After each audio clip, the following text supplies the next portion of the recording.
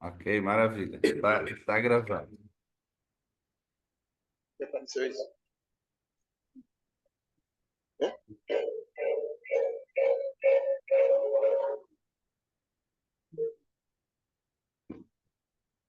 Ok. É, o povo quer que a gente faça perguntas a eles sobre missões. Aí quem tiver alguma pergunta? Estamos aí disponíveis para responder um pouquinho do que a gente entende sobre o assunto de missões. E aqui, os irmãos que estão aqui com a gente, Bom, estão... Oi? nosso irmão Alisson, ele quer saber como foi que você se identificou com o chamado para missões. Eu senti esse chamado na minha infância. Aos 7 anos de idade, eu tenho uma memória assim de que, indo para a escola, a professora perguntou para as crianças o que você quer ser quando você crescer. Eu resisti muito à tentação para dizer assim, eu quero ser Gandhi. E em vez de ser um piadista, eu falei, não, eu quero ser missionário. E é isso aí, com 7 anos de idade eu já tinha isso em mente, assim, mas é porque eu via o trabalho que meus pais faziam, eu via o trabalho que meus avós faziam, e eu achava muito bonito, assim, ver como eles se dedicavam à obra de evangelismo, salvação de almas e também edificação desses irmãos, trabalhando com eles no ensino da palavra, e aquilo desde a minha infância me encantou. Então, na verdade, eu sempre quis, sempre soube assim, que era isso que eu ia fazer da minha vida. Queria servir ao Senhor e queria servir desta forma. É. Mas alguém pergunta? Qual é o seu maior desafio como missionário?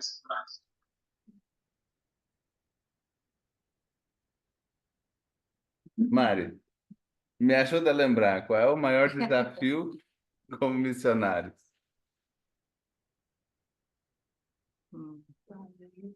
Bom dia. Maior desafio?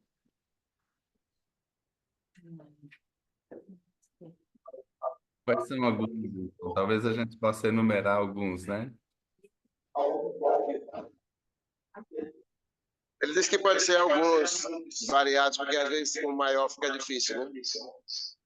É porque existem alguns desafios normais assim da vida de missões que para nós a gente não sente tanto como desafio, né? Mas, por exemplo, quando a gente esteve na África, a distância dos familiares era um desafio difícil, assim, algo... Sabe quando bate aquela saudade e não dá para simplesmente dar um pulinho ali, dar um cheirinho no pai, na mãe, né? Então, isso é algo que incomoda muito na área, mas para nós, com um bom relacionamento que a gente tem com os nossos pais, e quanto melhor assim, quanto maior a distância deles, melhor o relacionamento. Não, tô brincando, gente, eu louco. Mas assim, temos boa relação, então isso não machucou tanto assim. A gente falava, não, é um tempo temporário, assim, logo passa, logo a gente vai poder dar um abraço nos familiares. Um dos desafios também que é comum é aquele choque cultural de estar num outro ambiente. E eu acho que para nós aqui em São Paulo, esses últimos 5 anos, esse tem sido o maior de todos os nossos desafios, porque a gente sofreu muito quando veio para São Paulo para se adaptar à cultura de São Paulo. Nós temos aqui um casal com a gente e nós ficamos 10 anos em Araraquara, interior de São Paulo, e a cultura lá é outra, é diferente daqui. Então, se adaptar, entender como que as pessoas pensam e saber como trabalhar com elas tem sido um desafio muito grande. E também a questão assim de saber desligar, saber aquele momento de falar assim, eu estou ministrando, eu estou servindo aos outros, eu estou aqui empenhado para os outros. Quando que eu desligo? Quando que eu descanso? Muitos de nós temos trabalhos onde a gente vai para o serviço e volta para casa e depois daquelas 8, 9 horas terminou o trabalho, né? Amanhã tem mais, só que hoje, agora eu fico aqui com a minha família e um dos desafios que eu passo é de não enxergar claramente essa distinção, porque eu sinto assim que eu acordo, eu fico um pouquinho com a minha família, dou um oizinho, já desapareço, já começo a trabalhar, e às vezes é 11 da noite, meia-noite, e eu ainda estou ali fazendo isso, fazendo aquilo, dando um atendimento, e às vezes eu negligencio a família por não poder fazer essa distinção clara. Só que veja, isso não é necessariamente algo do trabalho missionário, isso é do trabalho da obra do Senhor de forma geral. Pastores que não são missionários também passam por isso, né? Mas falando dos nossos desafios, esse é um desses, com certeza. O que mais, Mari? Acho que Resumi bem? é. A Mari está tímida, vocês estão vendo?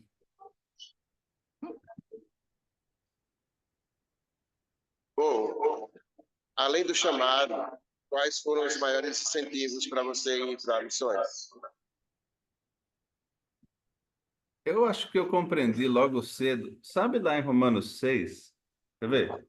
Ficar aqui. Pega aí, irmãos. Abre aí Romanos 6, que tem uma passagem que me chamou a atenção na minha juventude.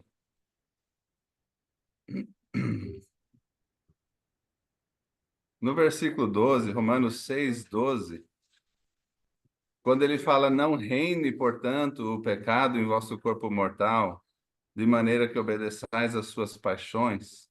E aí ele fala de oferecer, essa parte de oferecer e depois mais para frente de servir. No versículo 13 ele fala: Nem ofereçais cada um os membros do seu corpo ao pecado como instrumentos de iniquidade, mas oferecei-vos a Deus como ressurretos dentre os mortos, os vossos membros a Deus como instrumentos de justiça. E daí, pulando um pouquinho para o versículo 16, né, depois dessa parte clássica, né, não estamos debaixo da lei, sim da graça, no 16 ele fala: Não sabeis que daquele a quem vos ofereceis para servos, para obediência, desculpa, eu li errado, daquele a quem vos ofereceis como servos para obediência, desse mesmo a quem obedeceis, sois servos. Isso, Romanos 6, 16. Desse mesmo a quem obedeceis, sois servos, seja do pecado para a morte ou da obediência para a justiça? Então ele faz essa pergunta e depois ele coloca o contexto, mas logo na minha juventude eu entendi que nós somos, por design, né, por criação, por projeto, nós somos servos. O ser humano é servo e ele vai servir. Só que a quem que ele serve? Ele vai servir à carne? Ele vai servir ao pecado? Ou ele vai servir ao Senhor? E de jovem eu comecei a olhar para isso e falei, então, quer dizer que eu sou um servo. Eu vou, de um jeito ou de outro, eu vou estar servindo alguma causa, vou estar servindo algum chamamento. Então, melhor deixar o chamamento da carne, né, para o lado e deixa eu atender ao chamamento. Então, dessa forma, eu sentia desde jovem, assim, uma vontade muito grande de partilhar o evangelho com as pessoas, de olhar para eles assim e não enxergar um homem, uma mulher, uma pessoa alta, uma pessoa baixa, um gordinho, um magrinho. Eu aprendi a olhar uma alma, e aquela alma entendendo ela no contexto de 1 Timóteo 2:4, de que Deus deseja que todos sejam salvos. Aí eu olhava assim: tem uma alma ali, essa alma é salva, será? E isso me passava pela cabeça de criança, de jovem, também me passava pela cabeça todas as coisas bobas da vida também, era muito distraído, né? Mas por causa desse pensamento, e o Senhor cultivando isso ao longo dos anos, foi ficando cada vez mais forte. Eu sei que com 14, 15 anos eu já estava decidido de novo, né? Eu tive aquela fase de falar, mas será que é isso mesmo que eu vou fazer? Será que eu não vou fazer outra coisa? Mas ali aos 15 anos eu já tinha certeza absoluta, já estava totalmente decidido. E aos 16 eu tive uma oportunidade muito legal de entrar num treinamento mais específico. Eu já fazia cursos com o meu avô de estudo bíblico à distância. Na época não tinha a tecnologia que a gente tem hoje, então era tudo assim, à mão, né? Mas eu já participava de coisas assim.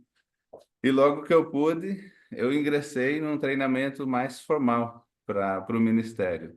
Mas o chamamento em si, a necessidade das almas, E aquela coisa dentro de mim falando, prega, vai lá pregar para ele, vai lá contar as boas novas. Isso eu sentia desde de jovem, desde moço.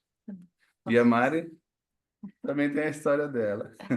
Para mim, o chamamento, né, como quer que a gente chame, a consciência de que eu gostaria de fazer esse trabalho veio pelo fato de eu ter crescido em berço católico e eu sei a diferença na minha vida que o Evangelho fez. Eu lembro muito bem como eu era antes do Evangelho e o que a palavra de Deus fez na minha vida.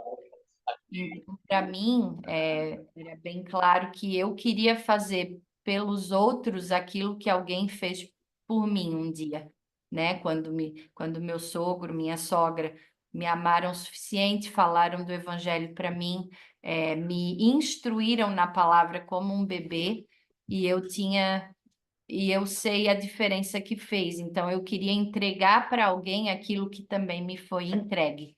Então, assim que foi feita a minha decisão. Ok. Uma pergunta?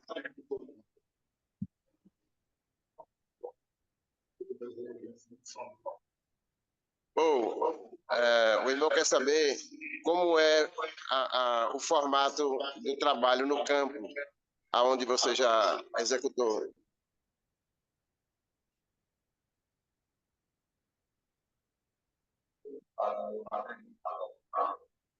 Nos ambientes que a gente trabalhou, nós não tivemos muita oportunidade de trabalhar no ambiente rural.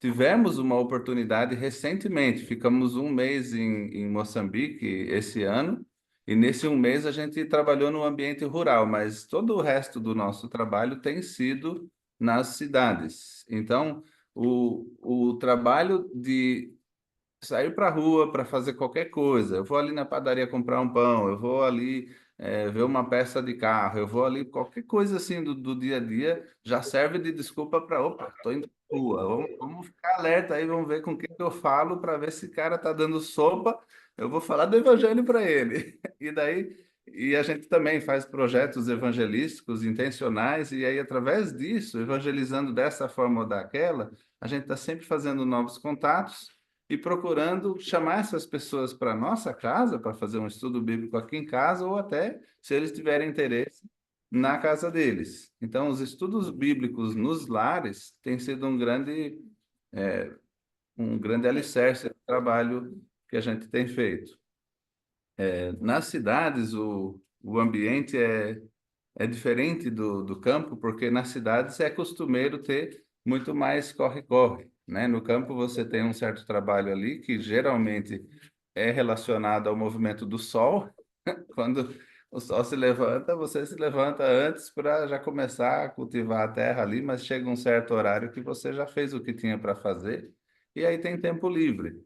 E na cidade, tempo livre é relativo, né? Então, as pessoas têm muito menos tempo. Então, é sempre uma briga muito grande, uma competição muito grande entre aquele desejo de se reunir com outros irmãos para um momento de edificação e outras distrações quaisqueres, né? Então, acredito que o ambiente tem sido esse, assim, da cidade, um ambiente urbano, um ambiente de procurar cultivar relacionamentos no meio da correria, fazendo as coisas assim.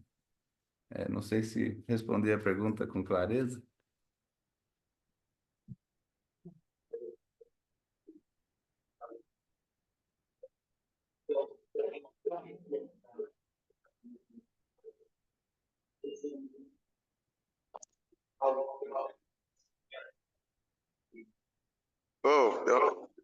Pergunta mais difícil do dia. Em algum momento você pensou em desistir?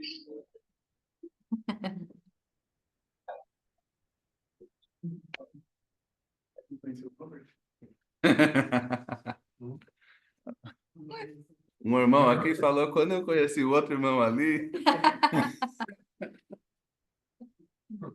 o Robert me segurou às 4 da manhã, umas 2 vezes, cheio de perguntas. Nesses dias, quando eu estava quase desmaiando de sono, eu pensei, sim, Robert, é culpa sua. Não, brincadeira. Pensamento de, assim, falar assim, eu estou exausto, estou cansado, será que não tem outra coisa para eu fazer? Ele ocorre, mas ele vem na forma de tentação. Sabe quando você vem um pensamento e você reconhece, isso aí é tentação, e você, sabe em Coríntios, quando fala de levar todo o pensamento cativo a Cristo e obediente a Cristo? Então, eu encarei esses pensamentos dessa forma, porque eles nunca passaram do estágio de tentação. Eu nunca realmente sentei e falei, deixa eu pensar sobre isso, será que é uma opção mesmo? Nunca, nenhuma vez pensei seriamente em parar de servir ao Senhor dessa forma, desse jeito específico do ministério. É porque, assim, irmãos, tem dificuldades? Tem. A gente larga para trás certas coisas uma das coisas que a gente vinha conversando ainda essa semana é o fato de que sempre pingando de um lado para outro. E nos nossos primeiros 7 anos de casados, foram 7 casas diferentes, porque a condição financeira era dura e era só um casalzinho, então a gente achava o menor lugarzinho que tinha, pagava o menor aluguel possível. Mas depois de um tempo não podia continuar, precisava procurar outro e ficamos pingando muito assim. E depois, mudança de campo, né? Quando você vai para outro lugar, também você muda, e daí lá você começa a se adaptar, você fala, aqui essa localização não está ideal para o ministério, agora que a gente conhece a região aqui, vamos fazer isso, vamos ali. E aí, mudar. Aqui em São Paulo, a gente está há 5 anos, nós mudamos 3 ou 4. 3 ou 4 vezes, já, já perdi a conta de 4. novo. Quatro? 4 lugares diferentes. Foram 4 lugares diferentes, né? Porque chegando em São Paulo, a gente precisou de um lugar ali um mês, né? Ficamos um mês num lugar, opa, já estamos situados, mas ainda não sabemos bem como que vai ser o trabalho. Aqui é muito grande, onde que a gente vai atuar? Ficamos num outro local, depois temporariamente, depois mudamos para outro tem sido assim. Essas coisas, elas são chatas, elas são incômodas. Quem que não gostaria de falar assim, vamos comprar um terreninho ali, ó. A gente quer morar ali, porque ali é o bairro que tem a nossa família, ali é o bairro que eu cresci, ou algo assim, né? Tem pessoas que têm esse meio de vida, tem essa possibilidade, e a gente não tem, a gente tem que abrir mão disso. Mas são sacrifícios tão pequenos, tão a gente pelo menos entende assim, que isso não é nada, realmente não vale nem pensar muito sobre isso. O que é importante é a gente estar localizado num local que permite o contato com as pessoas, permite o ministério, o servir dos irmãos, e o resto é o resto. Pô, queria que você contasse algumas experiências em campo e a que mais lhe impactou.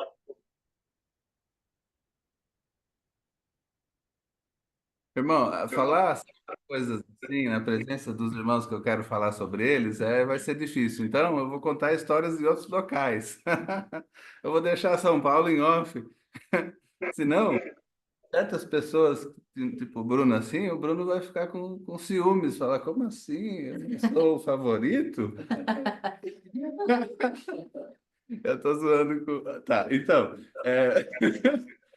mas nós tivemos experiências tão gratificantes, porque assim, a gente entendia que não havia nada que não pudesse ser sacrificado pela causa da obra de Cristo. E nós entendíamos isso desde que casamos. A Mari, ela, tadinha, não tinha sabedoria, né? Ela não sabia, daí ela falou assim: não, missionário, oh, legal, servir ao Senhor, pregar a palavra para as pessoas, vamos embora. Ela topou casar comigo, sabendo que ela ia ser parte desse trabalho missionário. Só que eu brinco com ela, né? Sem sabedoria, não sabia o que ia acontecer. Nós tivemos, ao longo dessa jornada, sabendo assim, não, a gente está disposto ao que for. Onde o Senhor nos levar, nós vamos, e o que for necessário fazer, faremos. Tendo isso em mente já, um, um- um coração disposto a sacrificar. Quando a gente vê em outras pessoas o mesmo grau de entrega, o mesmo coração assim, disposto a servir o Senhor, aquilo nos encanta de um jeito que a gente fica assim, olhando um para o outro apaixonado, assim, aquele olhar de, nossa, você acredita que aquela pessoa faz isso? E nós tem um irmão que a gente gosta de mencionar, porque ele é um dos exemplos de muitos que fizeram coisas assim, mas nos marcou muito, o irmão Nico, lá da África do Sul. E o irmão Nico, ele era, eu vou dizer que ele tinha aí seus 20 e poucos anos, e 29. 29, já tinha 29 Já. quando a gente foi? Eu tinha 27, 28, 29. Beleza, então naquele período que a gente estava lá, ele estava ali entre os seus 27 e 29, e ele morava num bairro que era um bairro de casinhas feitas pelo governo para a comunidade pobre daquela região. Era uma favela melhorada ali. E nessa região, é uma região assim, nos lados de fora, nas periferias da grande Joanesburgo, lá na África do Sul. Então nós íamos lá, trabalhávamos com aquele pessoal, e o cara que nos convidou falou assim: vamos lá em casa, vamos fazer um estudo bíblico. Esse mesmo cara convidou o Nico. E aí, no primeiro estudo bíblico que fizemos na casa dele, o Nico, ele tinha um compromisso na igreja dele, uma igreja local ali do bairro, e ele falou assim: eu vou ficar um pouquinho só para ouvir, só para ter uma noção, aí eu já saio. Mas aí não se incomoda, eu vou saindo de fininho, eu tenho um compromisso lá. Aí assim eu perguntei antes de começar: que horas é o compromisso? É agora. Só que o africano tem esse negócio de depois eu vou, daqui a pouco eu Tem chego lá. Se horário. ele atrasar um pouquinho, ninguém liga, tipo assim. Então ele falou: eu vou ficar uns minutinhos aqui, daí eu vou. Então eu comecei a ensinar e eu falei: eu estou fazendo esse estudo bíblico pela primeira vez. Vamos começar com onde que se começa, né? Vamos começar em Romanos 3, vamos pegar o Evangelho. E aí eu comecei a explicar versículo por versículo aquilo que vocês conhecem, mas era algo que ele não conhecia. Ele não conhecia ensinamento bíblico, assim, onde você lê os versículos, explica as palavras, desenha uma imagem, vai para o próximo e vai amarrando tudo, vai explicando. O ensinamento que ele estava acostumado era aquele negócio de a pessoa ler um versículo, começa a falar, falar, falar, contar causa, contar história, daqui a pouco já esqueci qual que era o versículo, e aí daqui a pouco está berrando com os outros, está brigando, tá chacoalhando todo mundo, e assim, era isso que ele conhecia. Então ele ouviu aquilo, e ele estava prestando atenção na mensagem, ele começou a falar assim, entender sobre a graça, e eu olhando no olho dele, ele brilhando assim, sorrindo, e eu falando, ele sorrindo, os outros também, o pessoal estava gostando. Mas ele estava gostando de um jeito que dava para ver nos olhos dele, e eu assim preocupado: esse cara não vai embora? Ele vai desonrar o compromisso dele com a igreja? Que isso? Mas ele foi ficando, e eu fui indo. Eu não faço estudo curto, né? Então, uma hora e pouco depois, eu estou encerrando, o pessoal está cansado já, bastante carne, né? Eles estavam satisfeitos, e ele ali, firme e forte, aguentando, gostando, com o olho brilhando, adorando. Eu falei: você não tinha que ir embora, irmão? E ele falou: não, eu tinha, mas isso aqui eu nunca vi, isso aqui é muito bom. E ele nunca faltou depois daquilo, e ele faltava com alguns compromissos lá com a igreja. Hoje ele é o pastor dessa igreja. Ele não era na época, mas o pastor entregou o pastorado para ele, para que ele cuidasse das ovelhas, porque ele desenvolveu tão bem, ele se entregou tanto assim à obra do Senhor. E eu lembro que naquela comunidade o pessoal sai muito assim caçando emprego. E quem é dali, o pessoal não gosta de pegar eles para empregado, porque são pessoas cuja moralidade, cujos princípios não são bons. Só que ele, mesmo morando ali, pessoas que tinham empresas chamavam ele: não, vem cá trabalhar com a gente, porque ele tinha uma reputação tão boa de honestidade, de confiabilidade, a ética dele de trabalho era tão boa que o pessoal chamava ele, e ele falava: mas vocês vão querer me botar para trabalhar no sábado. E no sábado, um sábado sim, um sábado não, no sábado eu faço escola bíblica, estou me preparando para a obra do Senhor. E ele recusava trabalho, imagina, gente, num lugar onde se passa fome, ele recusava trabalho, sobrevivia fazendo bicos, e assim, sobrevivia mesmo, ele passava fome, gente, mas ele recusava porque isso, eles iam tirar dele essa possibilidade de estar no ministério e treinando. Então, ele fazia sacrifícios assim que eu falava, meu, esse cara passa fome para servir o Senhor? Como que isso, como que funciona isso?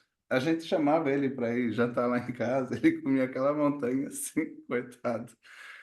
Mas ver esse grau de dedicação nas pessoas, em todos os lugares que a gente teve, sempre teve um Nico, um irmão que se destacava assim e a gente se sentia encantado, né? Então, entre as nossas melhores experiências estão algumas desse tipo, de ver outras pessoas também dispostas a sacrificar o que for para que o evangelho fosse pregado, pessoas que se deleitam, que a alegria da vida deles não é se um time ganha uma partida, não é se um político entra no poder, a grande alegria deles é ver almas salvas e ver pessoas brilharem o olho quando eles entendem as escrituras, né? Então, esses servos aí, é lá em Araraquara mesmo, vocês que estão aqui, vocês sabem o quanto são preciosos os irmãos Borelli, por exemplo, né, Leandro, né, Monique?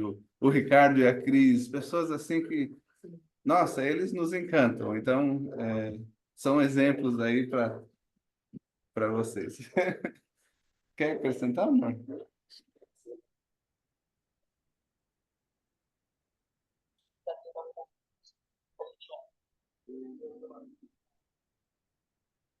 Bom, tem uma irmã perguntando aqui se na sua jornada você alguma vez se sentiu como Jonas.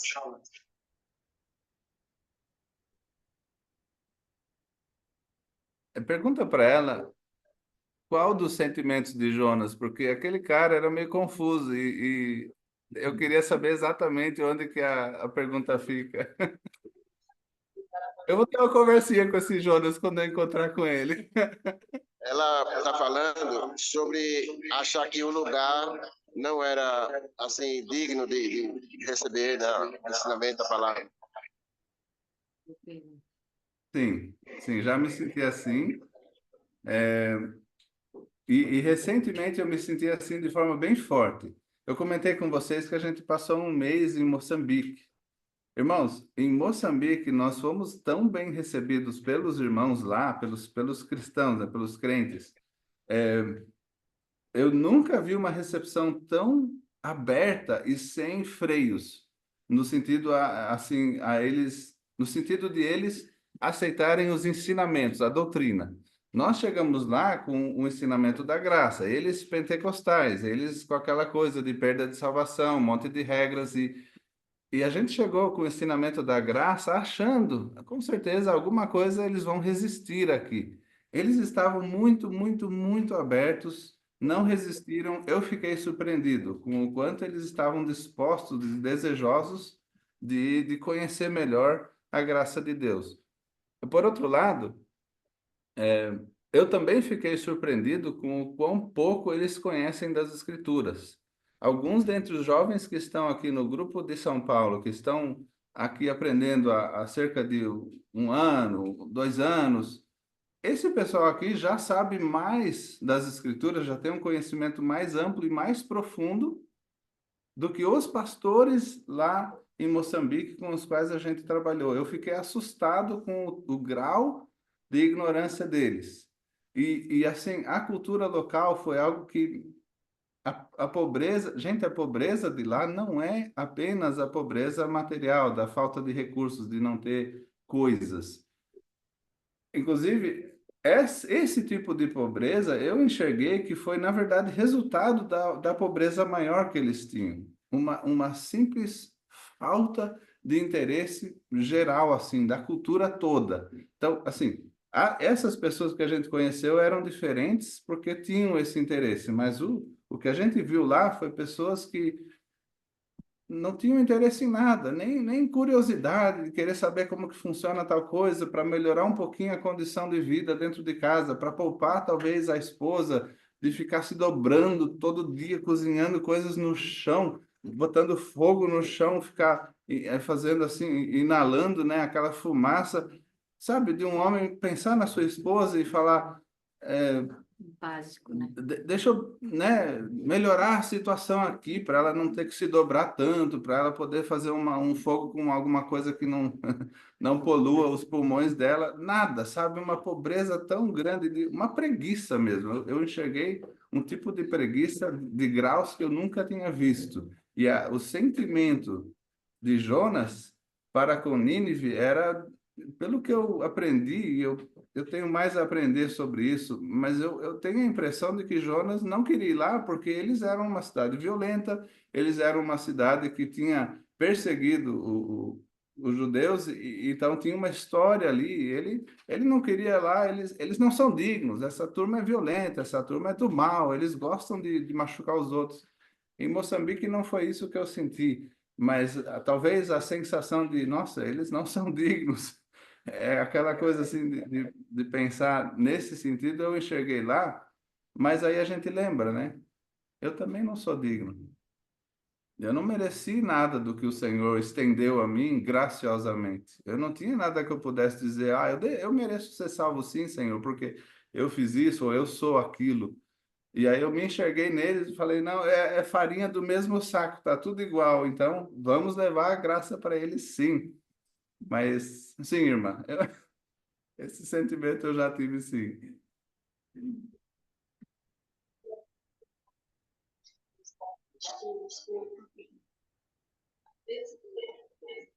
Pô, nesse Hum. grupo que você foi trabalhar lá em Moçambique e em outros lugares, você já encontrou também outras religiões misturadas? Sim, irmão, lá é bem normal os grupos terem uma grande mistura por causa da confusão e da falta de embasamento bíblico. Vamos começar por um fato básico. A maior parte dos irmãos lá que vão à igreja, que frequentam, que se entendem como crentes em Jesus Cristo, nem sequer possuem uma Bíblia. Eu não estou falando da maioria, 51%, ou 60%, ou 70%. Estou falando de 99 ponto alguma coisa por cento. Eles não têm uma Bíblia que eles possam ler a sua Bíblia. E isso nos assustou muito. Alguns dos pastores não tinham Bíblias. Eu falei, como assim o pastor não tem Bíblia? Ele é pastor, não é? Aí eles me explicavam, não, é que ele ouvia sempre, ele estava sempre ouvindo, ele não sabe ler, mas ele estava sempre ouvindo os ensinamentos e de tanto prestar atenção ele guardou e ele lembra, então ele repete o que ele ouviu. Mas vocês sabem, ele está repetindo o que ele ouviu sendo dito, não necessariamente o que ele ouviu sendo escrito. Eu ouvi o pessoal citar as escrituras e eu falava assim, meu, ouviu mal, porque não é exatamente isso que está escrito. Então, sabe, isso machucava muito, assim, dava para ver que eles sofriam muito de ignorância, e por causa dessa ignorância, por não conhecer as escrituras, os outros grupos estavam sempre falando, mas por que que vocês não fazem isso? Como assim vocês não jejuam? Que negócio é esse? O quê? Batismo? Vocês não fazem o batismo em água? Ah, vocês não jejuam, vocês não batizam, vocês não são de Cristo. E tinha muita perseguição, das igrejas daquela mesma comunidade, as outras igrejas atacando e querendo jogar vários costumes que não são, dispensacionalmente corretos, não são para os dias de hoje, mas, além disso, ainda há outros costumes que nem bíblicos são. São coisas culturais que eles fazem. Bruxaria, né? Eles misturam muito com a bruxaria, tem um grau mais avançado lá do oculto, né? Então, quer dar um exemplo, amor, da bruxaria que... Ah, eles são cristãos, mas eles fazem rituais de sangue, eles fazem rituais com as crianças. Isso tudo vem da magia negra, né? Então, apesar de eles irem na igreja, mas eles ainda têm essa influência. Eles têm medo de fantasma, eles têm ritual com defunto. Então, é bem influente. Teve uma noite que a gente estava voltando da igreja, já tinha escurecido, E eles não gostavam quando eu ficava falando muito e aí escurecia.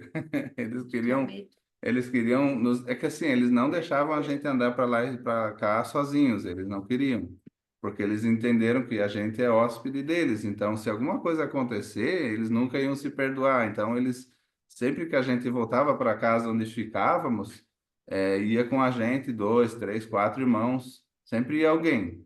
E aí, no escuro, eles já se incomodavam um pouco, porque ali não tinha iluminação pública, então a gente estava andando à luz da lua, das estrelas e à luz do celular. E aí chegava uma parte ali que era perto do cemitério e era o caminho mais curto. Aí eu começava a ir para lá, eu, vamos, vou por aqui. E eles, não, de jeito nenhum. Aí eu falava, por que, pastor? O pastor com a gente, o pastor-chefe, aliás. E por que não? Não, a gente não vai por ali, não. Mas por quê? Você tem medo do cemitério? Não, nós não vamos por ali, não. Ele desconversava, mas ele tinha medo, sim. E aí a gente percebe, tadinho, ele tem medo de coisas que podem existir lá no cemitério. A experiência deles com coisas do mal, de pessoas entrarem lá e morrer, e pegar doença e morrer. E aparições de coisas também, né? Muita Eles, aparição. é bastante obra do inimigo mesmo. Então, por eles não terem o contato com as escrituras, eles ficam Vem muito muitas vulneráveis a essas coisas, coisas. né? Sim. Bom, você pode também relatar com relação a crianças, o comportamento, a modo de brincar, de se alimentar, né? E também a aceitação dessas crianças.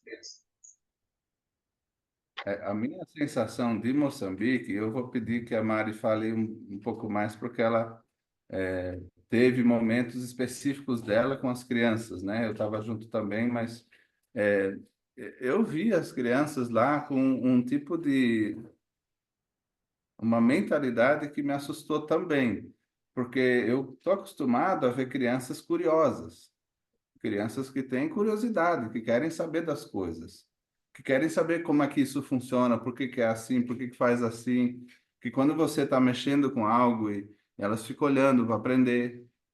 E aquela coisa de uma criança ficar olhando assim por nada, parada, assim parada e olhando por nada, fazendo nada, não pensando em nada. Aquilo me assustou. Isso aí eu vi lá e acontece bem mais. Então, a mente das crianças não é ativada, os pais não incentivam o pensamento, não incentivam o estudo, a curiosidade. E eles mesmos não foram criados assim, então eles nem sequer imaginam que dá para pegar uma criancinha já de 2 anos ou até antes e começar a mostrar letrinhas, números, e começar a passar conceitos assim básicos da alfabetização. Eles têm escolaridade, mas é algo artificial, assim, é estranho. Então, as crianças, elas não percebem que elas sofrem, mas a gente que vê um outro mundo, a gente sente assim, nossa, que sofrida essa vida das crianças. Eu lembro de um momento assim que a Mari foi lá e tirou umas fotos, porque as crianças, era hora do papai, tinha um prato no chão com comida, no chão, Na areia. na areia. O prato estava na areia. E o fubá, aquele fubá cozido até ficar mais firme assim, estava ali uma montanhazinha de fubá, e as crianças pegavam assim, faziam uma bolinha e comiam, e todas as crianças com a mão no mesmo prato, todo mundo pegando junto ali. Aquilo, aquilo me chamou muita atenção, sabe? A forma como eles vivem, a higiene não é boa. E as crianças, elas são criadas na rua, e desde quando elas começam a andar. Então, a gente vê na rua só crianças, não tem supervisão de adulto, e elas têm 1 aninho e pouco, e elas estão ali na rua. Então, a mortalidade infantil é muito grande, porque elas pegam bactérias, elas ficam doentes, delas morrem de diarreia, elas morrem de febre, de coisas assim, porque não tem uma supervisão. As crianças mais velhas cuidam das crianças mais novas, cuidam, né, enquanto brincam. Então, assim, eles têm uma infância bem ativa. Eles brincam como a gente brincava na nossa infância, na rua, de roda, com pauzinho, não tem brinquedo, um tecido que acharam no bueiro, coisas assim, mas não tem higiene, não tem supervisão. Então, acidentes acontecem. No cemitério, a gente vê muitas covas infantis, aquela covinha pequenininha, várias e várias, uma do lado da outra, né? Por causa disso, assim, não tem uma supervisão. Os adultos, a mãe vai tendo filho, o pai vai trabalhar e ela fica ali nos afazeres dela, ela vai para a roça e as crianças ficam totalmente à mercê mesmo, sem supervisão nenhuma. E muito pequenas, isso que me chocou muito, assim, muito pequenas mesmo. E daí elas andam peladas, né? Porque não tem fralda. Então, assim, doença de pele, né? Toda sorte de doenças elas têm. E daí os pais, a gente pergunta, mas a criança morreu de quê? Não sei. Ela teve uma diarreia, morreu. Ela teve uma febre, morreu. Eles nem sabem o que acontece com essas crianças. Na verdade, é assim, é bem complicado.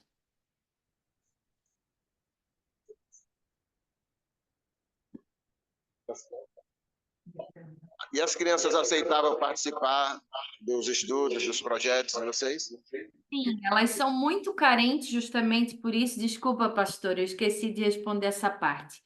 Como elas não têm supervisão de adulto e não recebem atenção muito dos pais, elas são muito carentes. Então, quando a gente chama, que seja só para brincar, elas vêm assim em bando. Quando a gente vê, tem 100 crianças ao teu redor e elas são muito carinhosas.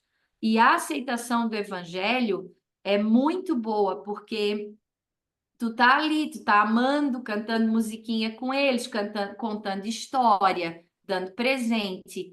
Então elas amam, elas não queriam que o dia acabasse, sabe? E daí quando a gente chegava, onde a gente ia, vinha aquele bando, dava para saber onde a gente estava pelo bando de criança que estava conosco.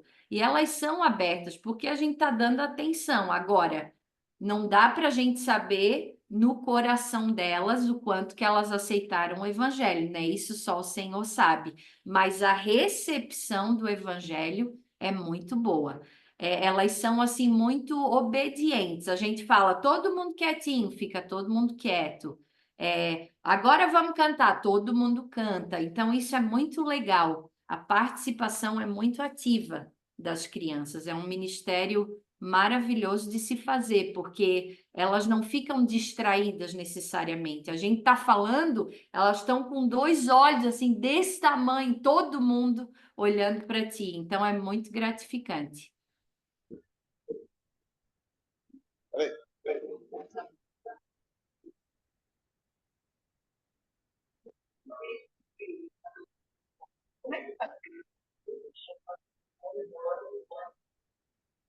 Pô, a irmã quer saber como é que vocês fazem a saída desse local e a readaptação de vocês à vida que vocês tinham antes. Né? Ela está falando assim, emocionalmente, psicologicamente. Com lágrimas, a gente faz isso com lágrimas, porque quando a gente estava lá, a opressão era algo que dava para sentir assim. Nós estamos sempre em uma batalha espiritual. A gente enxerga o mal agindo ao nosso redor em todo lugar.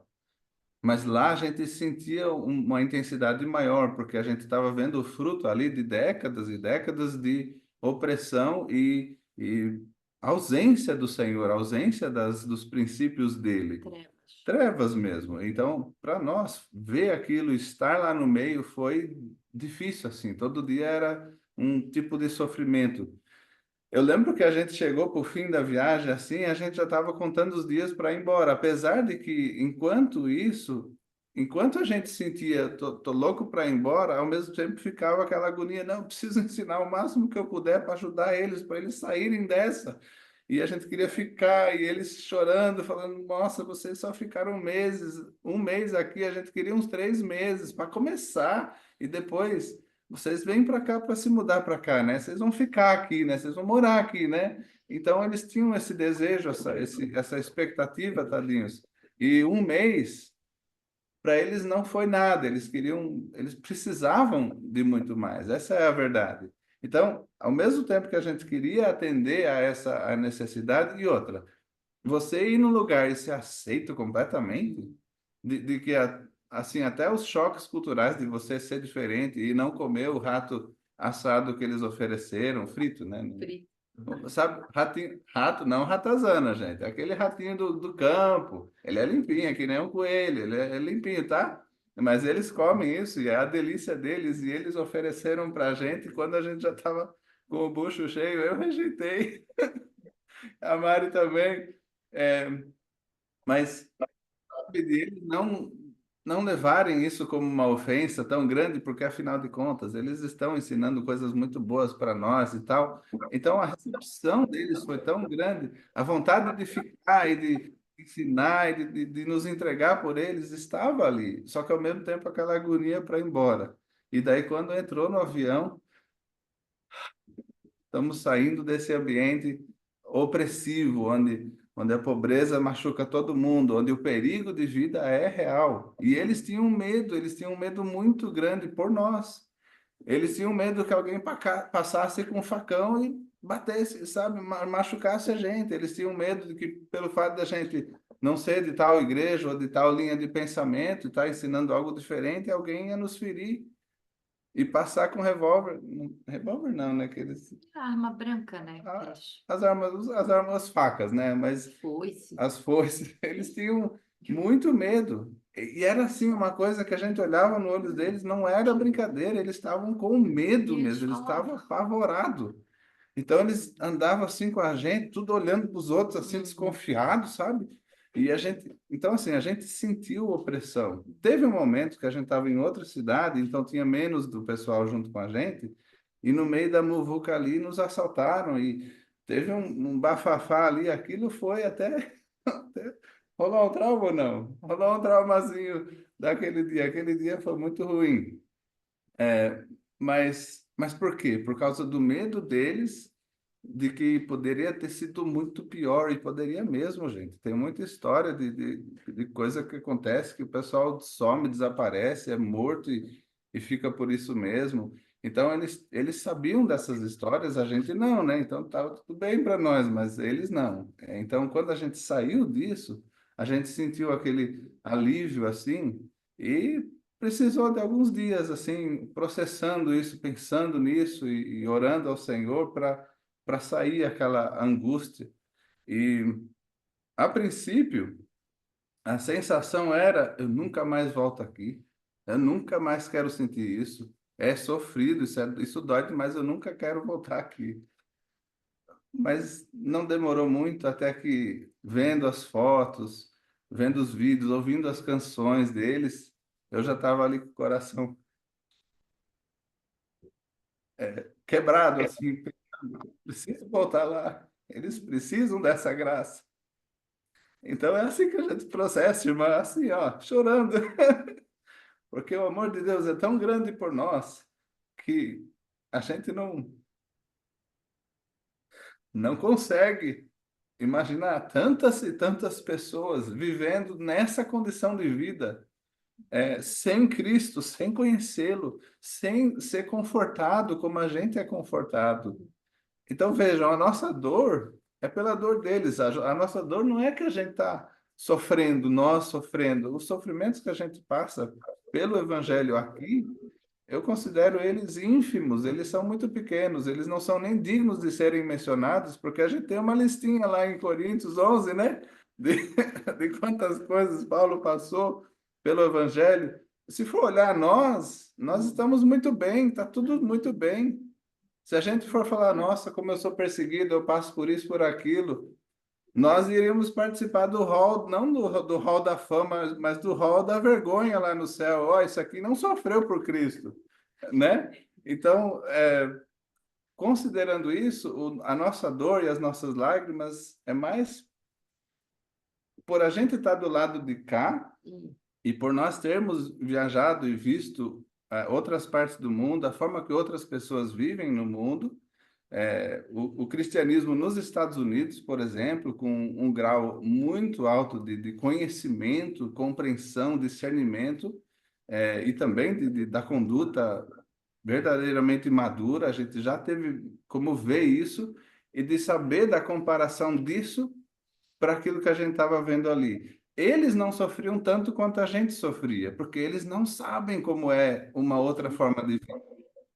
Eles não sabem a diferença, eles não sabem como é você acordar de manhã e falar, eu vou ali no mesmo, sabe, dentro da mesma casa, do mesmo recinto, sem precisar sair lá para fora, ou para o fio, ou para o calor, ou para fora da proteção, e você usar o banheiro sentado, sentado, confortavelmente sentado. Ou então ir ali, abrir a torneira, tem água limpa ali, água que se você quiser você bebe, mas Tem você pode torneira. lavar o rosto. Eles não sabem o que é ter uma torneira. Tem que pegar água do poço.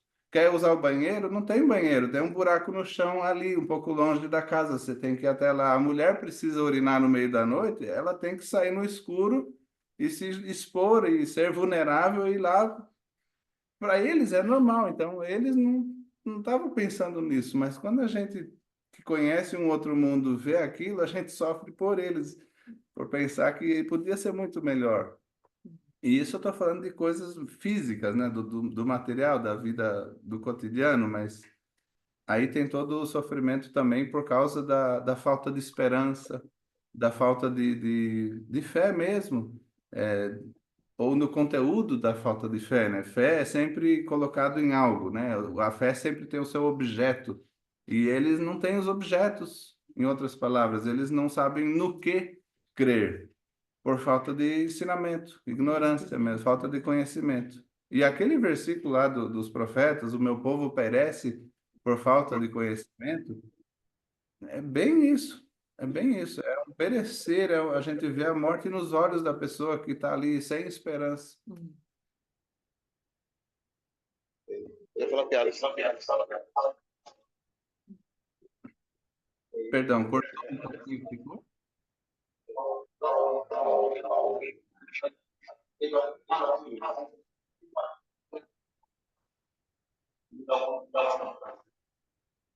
Bom, meu irmão quer saber aqui se em algum momento, assim, de forma mais contundente, vocês sentiram que tinha um perigo de vida, de forma pessoal, assim. Só todo dia. Eu acho que eu era mais insensível a isso. Por ignorância, por não saber as coisas que acontecem lá, eu era mais ousado. Eu saía sozinho, eu não avisava eles, ó, eu tô indo ali no mercado, vou comprar umas frutas. Então, eu era meio desobediente, assim, meio rebelde. Depois eles ficavam sabendo e ficavam horrorizados, tadinhos. Eu acho que na minha ignorância e também presunção, eu fiz com que eles sofressem mais do que mereciam. Mas eu ia sozinho e estava entre o pessoal da comunidade lá e conversava com eles, ia comprar as coisas que eu queria, voltava, saudava todo mundo, o pessoal parava para conversar ou me acompanhava andando assim, conversando, e foi tudo muito bem. Eu não senti realmente uma coisa assim de correr risco, de vida. Mas naquele momento, naquele dia que nós estávamos numa outra cidade e que nós fomos assaltados, naquele dia, se a população ali tivesse contra a gente e não contra o assaltante, porque aquele assaltante ele apanhou, gente. Todo mundo ali bateu nele. O cara saiu todo quebrado. Quebrado mesmo. E junto, quem estava batendo bastante e bonito assim, o próprio pastor estava comigo. Porque ele estava atrás de mim, quando ele viu o rapaz tirar as coisas do meu bolso sem que eu percebesse, ele chamou o ladrão, correu atrás, o cara correu, mas aí o próprio mercado, o pessoal do mercado começou a tentar segurar o rapaz, o pastor alcançou ele, começou a bater nele, pegar as coisas, devolve, e batendo, devolve. E o pessoal rodeou ele e os outros batendo também. Então, assim, se essa violência tivesse se voltado contra nós, a gente poderia ter corrido um risco grave ali por ser estrangeiro, né? Eles não são daqui mesmo, consequência, vamos, né? Então poderia ter sido muito perigoso, sim. Mas tu sentiu outra coisa, né? Então, a questão é que, assim, Moçambique não tem pessoas brancas, né, de pele branca. Então, aonde a gente estava, nós éramos os únicos brancos e chamava muita atenção. Então, quando a gente entrava no trem, por exemplo, os próprios funcionários do trem começavam a falar para os outros: tem gente branca no trem, tem gente branca no trem. O que atraía duas coisas. Primeiro, pessoas curiosas que passavam na nossa porta ali da cabinezinha do trem para ver a gente, e pessoas que passavam e a gente via assim, que ela, sabe, a gente nunca sabia a intenção daquela pessoa, então sempre tinha essa dúvida. E a gente era sempre os únicos. Então, se eles decidissem a qualquer momento, assim como na cidade nós éramos os únicos brancos, e todo mundo sabia que a gente estava ali. Então, tinha sempre gente batendo na nossa porta, todo dia praticamente pedindo dinheiro, pedindo roupa, pedindo móvel, sabe assim? Então nós estávamos sempre vulneráveis, sempre. Porque e acho que é por isso que os locais tinham tanto medo, porque eles sabiam que todo mundo sabia que a gente estava ali. Por sermos brancos, todo mundo acha que a gente é rico, então podia acontecer qualquer coisa a qualquer momento, sequestro, né? Tentativa de pegar dinheiro, sabe assim, tudo isso. Então, era um perigo que a gente estava sempre correndo, não importa onde a gente estava. No mercado a gente ia, que não é um mercado, é uma feira de rua, né? Não tem supermercado. A gente ia e as pessoas nos seguiam. Elas iam, nos seguiam aonde a gente ia e todo mundo ficava falando, ó os brancos, ó os não sei o quê. E então estava sempre chamando muita atenção. O Senhor não permitiu, eu acredito, né? Porque se eles quisessem, qualquer pessoa quisesse nos prejudicar ali, não tinha como a gente se defender, porque nós estávamos sozinhos. Então, o Senhor não permitiu, ele nos protegeu o tempo todo, mas o perigo, sim, era sempre algo que estava ao nosso redor, né? Como é que o Matias, o seu filho, se comporta com relação a essa situação? O Matias foi a pessoa que nos confortou. Hum. Ele que nos dizia, mas é por uma boa causa. E já vai passar, tudo passa. Aguenta firme, não fica assim. Então, a gente vê nisso a fé mais pura, que é muito comum as crianças terem. Quando elas são crentes mesmo, elas creem mesmo, né? Elas creem com uma intensidade maior. Até hoje ele não nos contou o que passou no coração dele de verdade, né? Quando ele estava dizendo essas coisas para nós, se era isso mesmo que ele acreditava ou se não.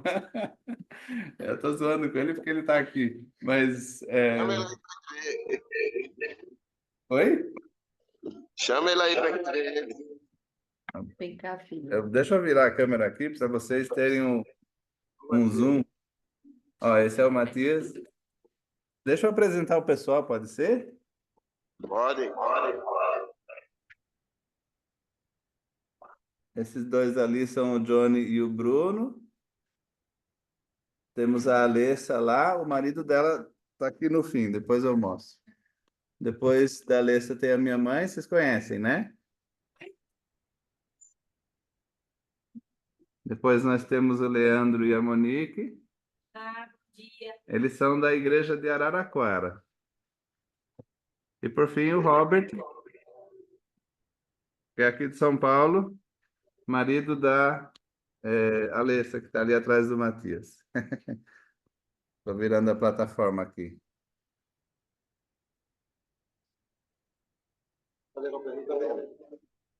Essa é a sala da casa que a gente aluga em São Paulo.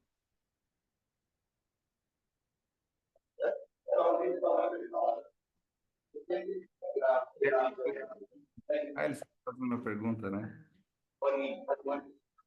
O irmão queria que você desse aqui uma orientação para a igreja que quer fazer missões. Em 1 Timóteo 1,15, está escrito que o Senhor veio para salvar almas. Vocês lembram desse versículo? Deixa eu pegar ele aqui. 1 Timóteo 1,15. Fiel é a palavra e digna de toda a aceitação, que Cristo Jesus veio ao mundo para salvar os pecadores, dos quais eu sou o principal. Essa frase, que Cristo Jesus veio ao mundo para salvar os pecadores. Pensa comigo, nós temos Mateus, Marcos, Lucas, João e depois ainda outras cartas registrando coisas que o Senhor Jesus não apenas ensinou, mas também fez. E são muitas as coisas que ele falou, que ele ensinou e que ele fez. Mas esse versículo resume tudo com um só propósito, né? Então, acima de todas as coisas que Jesus fez, como, por exemplo, ajudar os pobres, né? Curar pessoas, ajudar casamentos, ajudar famílias, acima de todas essas coisas está este propósito. Ele veio ao mundo para salvar os pecadores. Nós que somos o corpo dele, nós somos as mãos dele. Ele não está aqui fisicamente, nós é que somos as mãos, os pés, a boca, o sorriso. Nós é que somos o corpo de Cristo. Nós estamos aqui, nós existimos para salvar os pecadores. Todas as outras funções que a gente cumpre são inferiores e submissas a essa, ou pelo menos deveriam ser. Então, a grande e principal atividade de todo e qualquer cristão, acima de todas as outras, é evangelismo. E em segundo lugar, evangelismo. Em terceiro lugar, evangelismo. Em quarto lugar, edificação, para treinar outras pessoas para fazer evangelismo. E depois, em segundo lugar, evangelismo. Deu para entender a lógica, né? Nós estamos aqui para evangelizar e edificar os evangelizados que creem, para que eles possam evangelizar, para que eles possam depois edificar esses novos evangelizados, para que eles possam evangelizar. Salvar pecadores é a função da igreja e é a função principal pela qual Cristo se tornou homem, deu a sua vida e podemos dizer tudo o que ele fez estava debaixo dessa função. Então, uma igreja que pensa em missões, uma igreja que quer fazer missões, ela começa o trabalho do evangelismo localmente e vai expandindo, e sim, a igreja vai ter uma parte de seus recursos alocados para o envio de pessoas para outras regiões. Algumas pessoas definem missões como o envio de pessoas para outras nações, mas isso não é necessariamente correto e tampouco bíblico. No caso do apóstolo Paulo, nós seguimos a Paulo, não seguimos? O apóstolo Paulo visitou várias cidades e pode-se dizer, sim, que ele visitou várias nações, porque ainda naquela época era assim, coisa de essa tribo, aquela cidade, né? Uma certa região tinha uma cultura, saindo dali já era outra, mas ele nunca saiu daquilo que era conhecido como o Império Romano. Ele era romano e nunca saiu de Roma, do Império Romano. Então, mesmo que ele tenha viajado e visto muitos países diferentes, que hoje são países diferentes, ele em si não precisou sair fora para isso ser considerado missões. Então, a palavra missão vem do latim, que significa enviar, que é o mesmo significado de apóstolo. Então, missionário e apóstolo, pelas suas raízes, pelas raízes dessas palavras, têm a mesma função, têm o mesmo significado. O missionário é alguém enviado.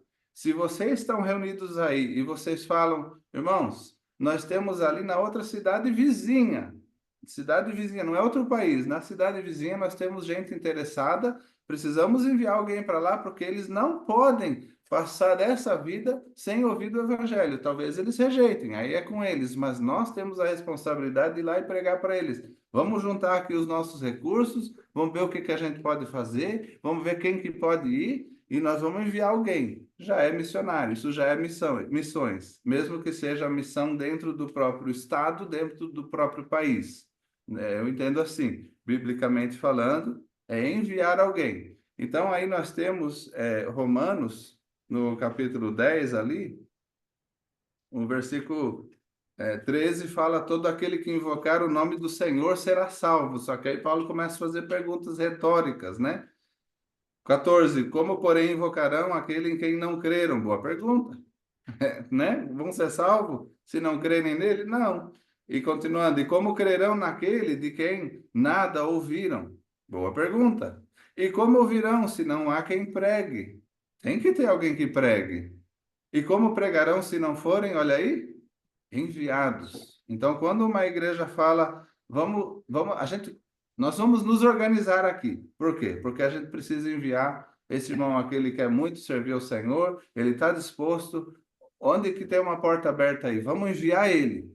E daí, quando há um grupo que envia, e quando há o enviado, já temos aí trabalho missionário. Isso já é missões, seja local, seja internacional. Então, irmãos, quando a gente considera que nós não merecemos a salvação, mas ela foi dada de forma tão amorosa, estendida a nós, muitas vezes, inclusive, através de pessoas que tiveram esse esforço missionário. Eu, por exemplo, eu sou grato ao Senhor por missionários, porque foram missionários que me conduziram a Cristo, a Mari também. Então, através de pessoas que vieram de outro local, abriram mão dos confortos, daquele sonho da casa, né? Aqui, vamos fazer a nossa tribo aqui, ficar perto da mãe, do pai, né? Formar a nossa comunidadezinha aqui. Abriram mão disso para ir para outro lugar, para levar a mensagem de Cristo. Quando as pessoas fazem isso, elas estão automaticamente garantidas de abençoar a vida de alguém e de transformar a eternidade de uma alma, né? Então, essa é a instrução que eu dou, que todas as igrejas devem ser missionárias. Todas as igrejas devem ser evangelistas, porque o Senhor desceu lá da glória, se fez carne, se fez homem, se humilhou para isso, para salvar pecadores. Ok, meu irmão. Vamos fechar então, pedir o pastor Pouco para nos fazer uma oração e agradecer, pastor, pelo seu tempo, a Mari, a dizer aos irmãos aí que ficamos contentes de conhecê-los e agradecer também por toda a informação e orientação. Então, o pastor pode orar e a gente conclui. Antes de fechar, a gente mostra aqui o povo que está aqui. Viu? Amém. Oremos. Nosso amado Senhor, nós somos tão gratos a Ti por teres dado a Tua vida por nós. Quem somos nós para que até pensastes algo assim? É muito amor, é muito carinho, é muita preocupação, é muita dedicação. Obrigado, Senhor, por tanto amor demonstrado através desse ato de Tu vires até aqui, se tornar um homem, viver entre nós e entregar a sua vida para que nós pudéssemos ser salvos. Que nós possamos estar dispostos também a entregar as nossas vidas a Ti. E ainda que a gente entregasse a nossa vida inteira, tudo que fosse nosso, todo o nosso tempo, cada pensamento, cada momento de dedicação, cada esforço, cada gota de suor fosse entregue a Ti, ainda seria pouco, porque não era uma vida compatível, não eram vidas iguais. A minha pessoa e a pessoa de Cristo não estão nem no mesmo patamar de valor. E, no entanto, mesmo assim, por teu grande amor te entregastes por nós. Que nós possamos ter esse amor também, até que nós possamos conseguir alcançar um pouquinho, uma porçãozinha pequena desse amor, e aí já seríamos grandes obreiros teus. Senhor, por favor, toque nosso coração, mostre-nos a razão de nós estarmos vivos, mostre-nos a razão de existir, e que nós possamos, uma vez com os olhos abertos, percebendo o que ainda temos a fazer, se entregar a esse trabalho de todo o coração, para que almas sejam salvas e vidas transformadas, para que mais almas sejam salvas e assim por diante, para que o teu nome seja glorificado em tudo isso. Nós te pedimos, te agradecemos, te louvamos pelo grande amor que tu tens e que tu és. E te glorificamos, Senhor, no nome exaltado acima de todos, o Senhor Jesus Cristo. Amém. Amém.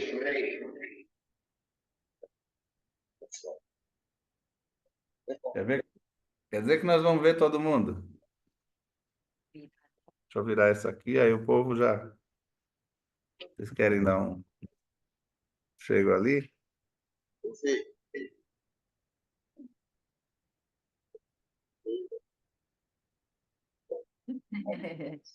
As perguntas. Que lindas. Você perguntar? Oi. Que lindo.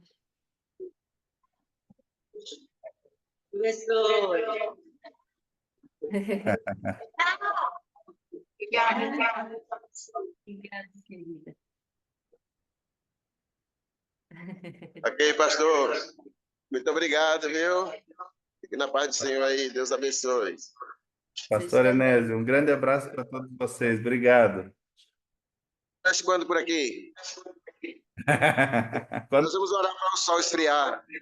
isso, quando fizer frio, aí nós vamos. Quando o sol esfria.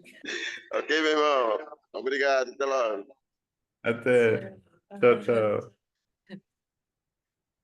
Nossa, eu lembro uma